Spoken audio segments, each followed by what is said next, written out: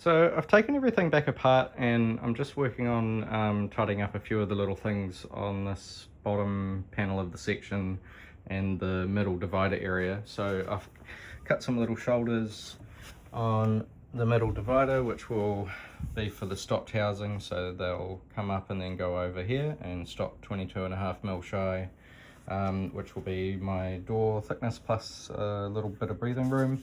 And I had a little bit of tear out here in the housing groove for the middle divider when I was routing, so I think I'll just make a quick little patch that will get rid of that bit of tear out and go in there like that.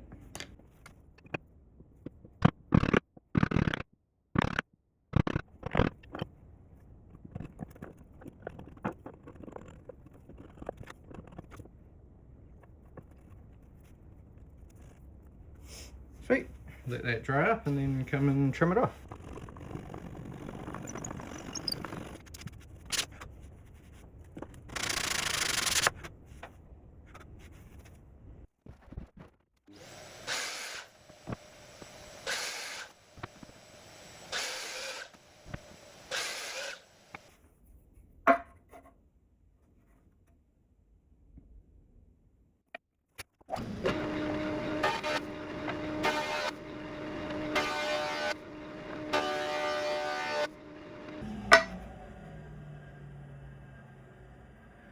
Now that, my friends, is why you need a jointer. So I just finished milling up these boards that are going to be the drawer, like the pull-out front and the two door fronts. And I thought I'd just show you a cool little trick for grain continuity. So I'll just pop you here quickly. So I don't know if you've ever heard of a thing called book matching. But effectively what book matching is if you have a thick plank, you can rip it down the middle through there and then open it up like a book, and then you get a mirror image of the grain. So that's one form of book matching, and what I've done in this case, which is another form, I'll use this one as an example.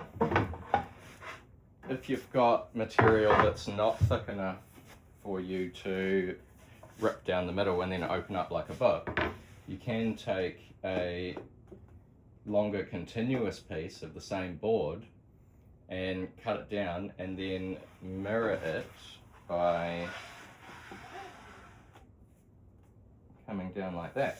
And the cool thing about that is you get sort of a flip-flopped symmetry, but you also still get this really nice continuity, because obviously being the same board, the color and the grain is all going to be quite consistent, and it just makes, once it's all together and glued up, it makes it all a lot more cohesive, which I think is quite important for something like a door or a drawer or something like that, where it's the main thing you're going to be looking at, and it's really nice to have it all feel like it's part of the same family.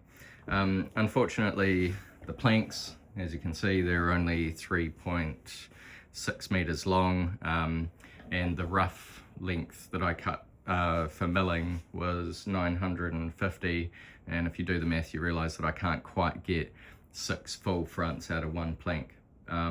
So this one, and one board of this one is all out of the same plank, and then this one, I believe I've had to, no sorry, this one and this one, those are all the same plank, and then these two I've had to use out of separate planks. So they're potentially a different tree, potentially a different part of the same tree, but I've picked the orientation that gives at least the closest color throughout.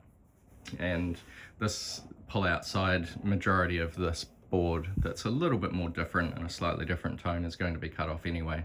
So the rest of it should look really cohesive and just tie in quite nicely. But yeah, I thought I'd just share that with you. That's part of my sort of thought process when trying to pick boards for something that's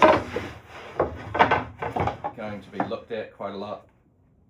But yeah, I think that's quite nice. You get continuity, and continuity is good.